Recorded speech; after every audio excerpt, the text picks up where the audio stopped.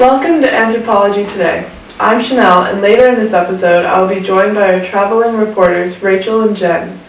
Today we'll be learning about infanticide, a term which Conklin suggests is ethnocentric because it does not distinguish between social and biological birth. Barthfield's Dictionary of Anthropology states that committing infanticide is most often a rational reproductive decision.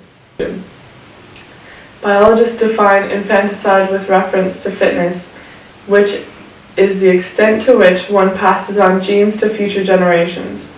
In contrast, legal systems around the world define infanticide in various ways. Now you may be asking yourself, why would anyone kill an infant? Well, research in 1984 by Martin and Daly concluded that most rationales for infanticide reflected situations where the baby would most likely not survive anyways, or its survival would mean endangering the well-being of the mother or other children.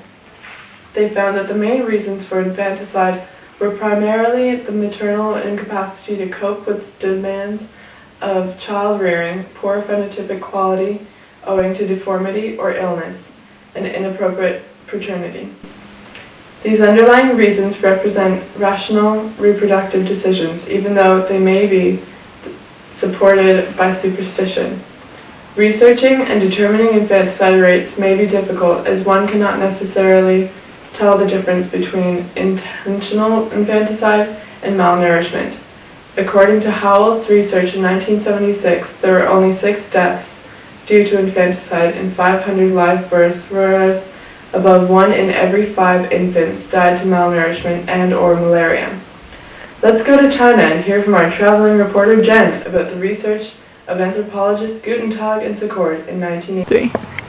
Hello, I'm Jen reporting from China on the very controversial subject of female infanticide. Here in China, the government has passed a law that states that each family can have only one child. In the society, males are preferred over females because they are the providers for the family. When a Chinese family has an extra child that is against the law, the families tend to select the male child and put either the female child in an orphanage or abandon it, exposing it to the elements. Selective infanticide is not only common in China, it's also common in India, China's next-door neighbor. In India, they have other circumstances in which they perform infanticide. One of the most common circumstances in the early 18th and 19th century was that they feared that their daughters would not be successful in marrying up in the caste system. This is Jen reporting live from China for Anthropology Today. Thank you, Jen. Next we will be visiting Rachel in northern Canada for a report about infanticide due to the maternal incapacity to cope among the Inuit people. Hello, I'm Rachel in northern Canada, following up on Hobel's study on infanticide that was conducted in 1952. Since arriving here in the north, we have been well received by the Inuit people. Hobel documented that their sex ratio was approximately even, but tended to have a few more males than females. The men's role within their society was to go hunting and retrieve enough food to feed his own family. It was hard during those winter months for the women to gather vegetation, since the ground here is snow-covered. When a female child was born into tough environmental and ecological conditions, the family had to sacrifice her in hopes of having a male child that would be able to hunt and provide for them.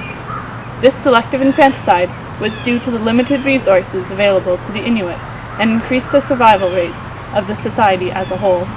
This is Rachel reporting from chilly northern Canada for Anthropology Today. Now, back to you, Chanel.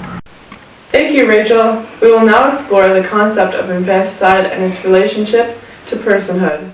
Our next report will come from the Amazonian lowlands and the Wari people, as described by Conklin and Morgan in 1996.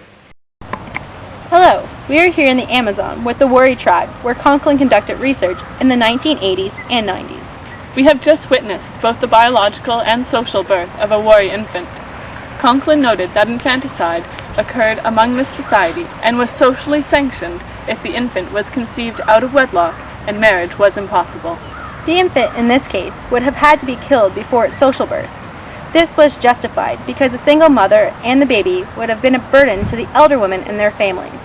If the infant was killed after its social birth, then this killing was not socially acceptable. This is Jen and Rachel reporting from the Amazon. Now back to you, Chanel. Thank you, Jen and Rachel. We have shown you reports from only a few societies that practice infanticide. However, infanticide doesn't occur only in faraway places. This phenomenon is widespread and occurs to some degree in every society to ensure survival. Shown on the screen is data collected from across Canada showing infanticide committed by both the mother and father, and which age groups are most likely targeted. Thank you for joining us on Anthropology Today, and now we leave you with this current debate.